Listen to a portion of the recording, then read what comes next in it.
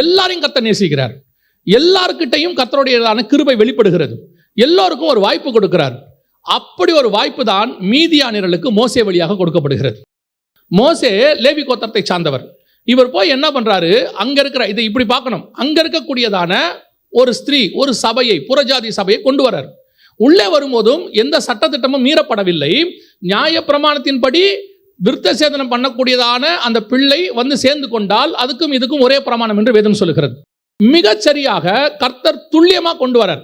அந்த எல்லா முறைமையின்படி தான் மோசே செஞ்சிருக்கிறார். அவர் கூட்டிட்டு வரும்போது ஒன்று தேவ திட்டம், மீதியானவர்கள் உள்ளே வரணும். இன்னொன்று நியாயப்பிரமாணத்தின்படியும் செய்யப்பட்டிருக்கிறது. இதில் எந்த மீறுதலும் இல்லை. இன்னும் சொல்ல போனால் நியாயப்பிரமாணம் இன்னும் முழுமையாக வரவே இல்லை. ஆபிரகாம் கொடுக்கப்பட்ட ஒரே நியாயப்பிரமாணம் விருத்த சேதனம் செய்வது. அதையும் கரெக்டாக அவர் செஞ்சுட்டார். இப்போ எந்த விதத்தில் நீங்கள் பார்த்தீங்கன்னாலும் மோசே நியாயப்பிரமாணத்தையோ அல்லது மனசாட்சி பிரமாணத்தையோ எதையுமே அவர் தாண்டலை. பர்ஃபெக்டாக தான் இருக்கிறார். இது எதுவுமே இவங்க ரெண்டு பேருக்கு தெரியாது. இந்த தேவ திட்டம் இவங்களுக்கு தெரியாது. இதுக்கு பின்னாடி இருக்கிற காட்ஸ் பிளான் தெரியாது. ஏன் மீதியானவர்கள் உள்ள வராங்கன்னு தெரியாது. இப்போ நாம பல நேரத்தில் காடோடைய திட்டத்தை தெரியாம தான் ஒருத்தரை பற்றி பேசிட்டு இருக்கோம். ஏன் காட் அவங்களை அப்படி நடத்துறாரு, அதுக்கு போனதுக்கான காரணம் என்ன? இப்போ ஆண்டவர் வந்துட்டு தாவீதை வந்து அனுப்பி விடுறாரு. அனுப்பி விடும் போது சீமேயி அதை எப்படி பார்க்குறான்னா, சவுலுக்கு இவன் செஞ்சதுக்காக தான் என்ன செய்யுது, இப்படி நடக்குது அப்படின்னு பார்க்குறாரு. ஆனால் இது எதுக்கு நடக்குது? அப்சலோம் விஷயத்துக்கு நடக்குது. ஆண்டவர் அந்த காரியத்தை நீதிக்கு சரி கட்டுகிறார். திருப்பி தாவீது கொண்டு வர்றார். ஆண்டவரே திருப்பி சரி பண்ணி கொண்டாரார். இப்போ பல நேரத்தில் நம்ம சீமேய்களை போல தான் இருக்கிறோம். ஏன், எதனால் இது நடக்குது? அதுக்கு பின்னாடி இருக்கிற காட்ஸ் பிளான் நமக்கு தெரியாது. ஒரு மனுஷன் தாழ்ந்து போனால் உடனடியாக அவனை தாழ்த்துவது, ஒன்று கீழே தள்ளினா கூட சேர்ந்து இவங்கள தூக்குனா உடனே இப்படி, இது தேவையில்லாத விஷயம். ஏன் தெரியுமா? ஒவ்வொருத்தனுக்கு பின்னாடியும் தேவ திட்டம் இருக்கிறது. உங்களுக்கும் எனக்கும் தான் ஒருத்தன் தப்பு பண்ணிட்டானா அவனுக்கு தண்டனை கொடுக்கணும். தேவனுடைய திட்டம் எப்படி இருக்கும் தெரியுமா? பவுலுடைய இருதயம் மாதிரி இருக்கணும். ஒருத்தர் தப்பு பண்ணா என்ன சொல்றார் பவுல்? நரகத்துக்கு அவன் ஆத்மாவை தப்பிக்கும்படி சாத்தான் இடத்துல ஒப்பு கொடுக்கிறேன். அப்படின்னா என்ன அர்த்தம்? சாத்தான் என்ன செய்வான்? சரீரத்தை ஒரு வழி பண்ணி விட்டுருவான். தலையிலேருந்து கால் வரைக்கும் பரு வந்துடும். அப்படி மொத்தத்தையும் அழிச்சு ஒழிச்சிருவான். எது போனாலும் பரவாயில்ல, அவன் ஆத்மா தப்புவிக்கப்படணும்னு பவுல் விரும்புகிறார். இதுதான் தேவனுடைய அன்பு. சில நேரத்தில் கர்த்தர் ஏன் சிக்ஷைக்குள்ள நடத்துறாரு தெரியுமா? நம்ம கிட்ட இருக்கிற காரியங்களை எல்லாத்தையும் ரிமூவ் பண்ணி எப்படியாவது நம்ம ஆத்மாவை பரலோகத்துக்கு கூட்டிட்டு போகணும். இதைத்தான் மற்றவர்களுக்கும் செய்கிறார். இப்போ நமக்கு எப்படி இருக்கு தெரியுமா? மற்றவங்களுக்கு அந்த காரியத்தை கர்த்தர் செய்யும் பொழுது நமக்கு எப்படி தோணுது? கர்த்தர் தண்டிக்கிறார், கர்த்தர் நொறுக்கிறார், கர்த்தர் அழிக்கிறார். இல்லவே இல்லை. கர்த்தருடைய மனநிலை புதிய ஏற்பாட்டை பொறுத்த வரைக்கும் அப்படி இல்லையே இல்லை.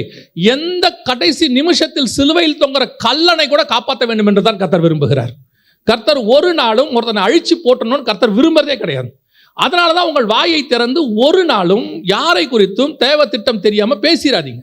அது உங்கள் கூட பிறந்த அக்காவாக இருக்கலாம், தங்கச்சியாக இருக்கலாம், அண்ணனாக இருக்கலாம், தம்பியாக இருக்கலாம், சொந்தக்காரனாக இருக்கலாம், நண்பர்களாக இருக்கலாம், அல்லது மூணாவது மனுஷனாக இருக்கலாம், ஊழியக்காரனாக இருக்கலாம், விசுவாசியாக இருக்கலாம். நம்முடைய வேலை அது அல்ல. நம்முடைய வேலை ஒன்று, உங்களுக்கு அப்படிப்பட்ட காரியங்கள் தெரிய வந்தால் தேவனுடைய மனதுக்கு நீங்கள் வரணும். தேவனுடைய இருதயம் உங்களுக்கு வரணும். அந்த இருதயம் எப்படி இருக்கும் தெரியுமா? ஆண்டவரே, உமக்கென்று ஒரு நாள் பயன்படுத்தப்பட்ட மனுஷன், உம்முடைய சாயலாய் படைக்கப்பட்ட மனுஷன், இவன் காப்பாற்றப்பட வேண்டும் என்கிற எண்ணம் தான் உங்களுக்கு வரணும். அதுதான் குமாரனின் சாயலுக்கு ஒப்பாய் மாறுவது. நீங்கள் கிறிஸ்துவின் சாயலுக்கு ஒப்பா மாறுறீங்கன்னா அப்படிப்பட்டவனை நீங்கள் காப்பாற்ற நினைப்பீர்கள். காப்பாற்ற என்ன? அவன் ஆத்மாவை தப்புவிக்க நினைப்பீர்கள். அதே நேரத்தில் பிசாசின் சுபாவம் உங்களுக்கு வருமானால் மேலும் குற்றப்படுத்தி அவனை அழிக்க நினைப்பீர்கள் அல்லது ஒழிக்க நினைப்பீர்கள். உங்களுக்கும் எனக்கும் அந்த வேலையை கர்த்தர் கொடுக்கவே இல்லை. அதான் வேதம் சொல்லுது, அவன் என் வீட்டில் எங்கும் உண்மை உள்ளவன். ஏன்பா? இவங்க பார்வைக்கு அது எத்தியோப்பிய தேசத்து ஸ்திரீ, இவங்க பார்வைக்கு அது புறஜாதி, இவங்க பார்வைக்கு இவன் கொண்டாந்த நியாயப்பிரமாணத்தை நம்ம கிட்ட பேசுறான். கர்த்தர் பேசுறாருன்றா. இவன் கர்த்தர் பேசி இருந்தா இந்த பொண்ணை கல்யாணம் பண்ணியிருப்பானா? கர்த்தர் இவனை கல்யாணம் பண்ண விட்டுருப்பாரா? சில நேரங்களிலே கர்த்தர் மீதியான் தேசத்து ஸ்திரீயை திருமணம் செய்ய சொல்லுவார். மற்றவங்களுக்கு அவர் பார்வைகளுக்கு அது தப்பாக இருக்கும். ஆனால் கர்த்தர் சொல்லுவார், அவன் என் வீட்டில் எங்கும் உண்மை உள்ளவன். பல நேரங்களிலே நமக்கு தெரியாத தேவ திட்டம் என்னன்னு நமக்கு தெரியாது. நம்ம ஏன் அதை பற்றி பேசுவானே, நம்ம ஏன் அதை பற்றி சொல்லுவானே, ஒருவேளை சில நேரத்தில் நமக்கு மனசுக்கு ஒத்து போகாது. ஆனால் தேவ திட்டம் அப்படி இருக்கும் பொழுது நாம் அதை குறித்து பேசாமல் இருப்பது நல்லது. ஏன் அப்படி நடந்துச்சு நம்ம பேசாமல் இருப்பது நல்லது? அதுக்கு பின்னால் ஏதோ ஒன்று இருக்கும். அதில் ஏதோ கர்த்தர் சரி பண்ணுவார். ஒருவேளை அவர்கள் தவறாகவே பண்ணி இருந்தாலும் அதை சரி பண்ணி மீண்டும் கொண்டு வர வேண்டும் என்பதுதான் தேவ திட்டமாக இருக்குமே ஒழிய அவங்க இனிமேட்டு பாளையத்துக்குள்ள வரவே கூடாது, அறுப்புண்டு சாவட்டோன்னு ஒரு நாளும் கர்த்தர் நினைக்கவே மாட்டார். எப்பேற்பட்டவனையும் திருப்பி கொண்டு வர வேண்டும் என்பது தேவனுடைய திட்டம். விசுவாசிகளுக்கு ஒரு நாளும் அந்த அடுத்தவங்களை குறித்ததான ஒழிந்து போகணும் அப்படிங்கிற எண்ணம் வரவே கூடாது. தேவனுடைய மனநிலை என்னவா இருக்கணும் தெரியுமா? எப்படி ஆகிலும் அவர்கள் திருப்பி வந்துடணும், எந்த சூழ்நிலையிலும் வந்துடணும் அப்படின்னு தான் யோசிக்கணும். இப்போ எத்தியோப்பிய ஸ்திரீவை திருமணம் பண்ண உடனே இவங்க பண்ண எல்லா காரியத்தினுடைய முடிவு என்னவா இருந்துச்சுன்னா, இவங்க மேலே தான் குற்றம் சுமற்றப்பட்டது. கடைசியாக என்ன ஆச்சுன்னா, அவனை குறித்து பேசுவதற்கு உங்களுக்கு எப்படி தைரியம் வந்துச்சுன்னு ஆண்டவர் கேட்குறாரு. அப்போ என்ன ஆண்டவரே, எத்தியோப்பிய ஸ்திரியை திருமணம் பண்ணுறது நீங்கள் வந்து அக்செப்ட் பண்ணிக்கிறீங்களா அப்படின்னா, இவ்வளோ பிளானை உங்களுக்கு எக்ஸ்பிளைன் பண்ணணும்னு அவசியமே இல்லை கர்த்தருக்கு. கர்த்தர் வந்து உங்ககிட்ட இல்லை, அவன் மீதியான் தேசம், மீதியானுங்கிறது ஆபிரகாமுடைய வம்சம், ஆபிரகாமுடைய வம்சத்தை நான் திருப்பி கொண்டு வரணும், நான் அவனுக்கு வாக்கு பண்ணியிருக்கிறேன், அந்த வம்சத்தை வாக்கு பண்ணுறதுக்கு தான் நான் இவனை மீதியானுக்கு அனுப்பினேன். இதெல்லாம் ஆண்டவர் நம்மகிட்ட சொல்ல வேண்டிய அவசியம் இல்லை. அவர் சர்வ வல்லமை உள்ள தேவன். அவருடைய திட்டத்தை நீங்கள் அறிஞ்சிக்க வேண்டிய அவசியம் இல்லை. உங்களுடைய திட்டம் அவர் என்ன வச்சிருக்காருன்னு அதை மட்டும் தெரிஞ்சுக்கிட்டீங்கன்னா போதும். அவனுக்கு ஏதோ ஒன்று இருந்துட்டு போகுது, அது அவனுக்கும் தேவனுக்கும் உள்ளது. ஏன் அவன் அப்படி பண்ணான், ஏன் இவன் இப்படி பண்ணான், ஏன் இந்த மாதிரி போனான், முழுவதும் கர்த்தருடைய கரத்தில் இருக்கிறது. நீங்களும் நானும் அதில் தலையிட வேண்டிய அவசியம் இல்லை. சபைக்கு சில சட்டத்திட்டங்கள் இருக்குது, கர்த்தர் கொடுத்துருக்கிறார், அதை நம்ம சபையில் ஃபாலோ பண்ணுறோம். பார்த்தீங்கன்னா தாமஸ் ஆல்வா எடிசன் என்ன பண்ணிட்டு இருந்தாராம், லேபில் வந்து ஏதோ கண்டுபிடிச்சிக்கிட்டே இருந்தார். திடீர்னு எதையோ கலக்கும் போது லேப் வெடிச்சிருச்சு. லேபை வெடிச்சு துக்குள் ஆயிடுச்சு.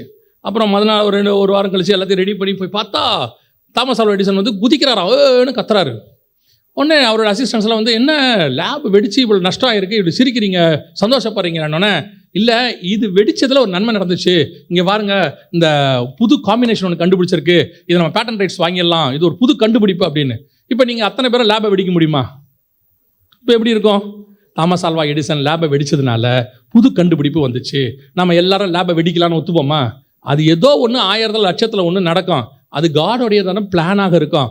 அதனால் அதையெல்லாம் நம்ம என்ன செய்ய முடியாது, முழு ஃபார்முலாவை எடுத்துக்கவே முடியாது. அதே நேரத்தில் அப்படி ஒன்று நடந்தால் நீங்கள் அதை குறித்து பேசாதிருங்கள், அது நமக்கு தேவையும் இல்லை. ஏன்னா கர்த்தருடைய திட்டம் ஒருத்த மேலே ஒன்று இருக்குன்னா நாம் அதில் தலையிட்டு நாம் வாங்கி கட்டிக்கூடாது.